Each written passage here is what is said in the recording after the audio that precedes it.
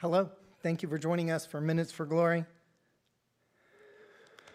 Sometimes we feel condemned to dwelling on miserable moments that we've had in our past. Sometimes traumatic, awful history that we can't get around. We're given permission. This is a very important permission granted by God. We're given permission to forget. People have probably harmed you. They've probably sinned against you. They've abused, neglected, or assaulted you. And a lot of times we define ourselves by that evil.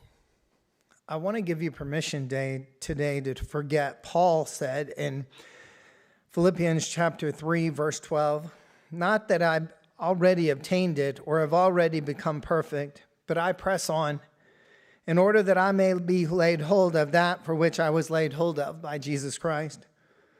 Brethren, I do not regard myself as having laid hold of it yet. The one thing I do, forgetting what lies behind and reaching forward to what lies ahead, I press on toward the goal for the prize of the upward call of God in Christ." He tells us here, he gives us permission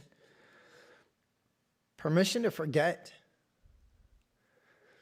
He says, not that I've gotten perfect, but the one thing I do, forgetting what lies behind and reaching forward to what lies ahead, I press on toward the goal for the prize of the upward call of God in Christ Jesus. I want you don't have to be bound by all the tragedies that have happened to you. You don't have to be bound by all the evil that's assaulted you in your life. The one thing I want you to understand is you can be free from that.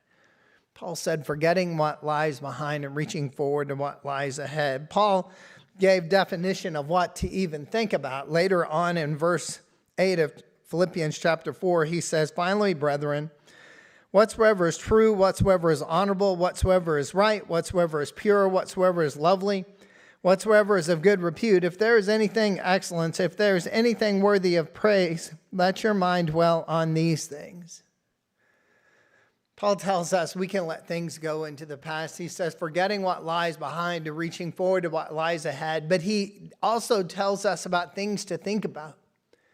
In other words, we can take that good past, that good history, those good memories, and we can think about them. Paul says, for whatever is true, whatever is honorable, whatever is right, whatever is pure, whatever is lovely, whatever is a good repute, if there's anything excellent, if there's anything worthy of praise, let your mind dwell on these things. We need to control what captivates our mind.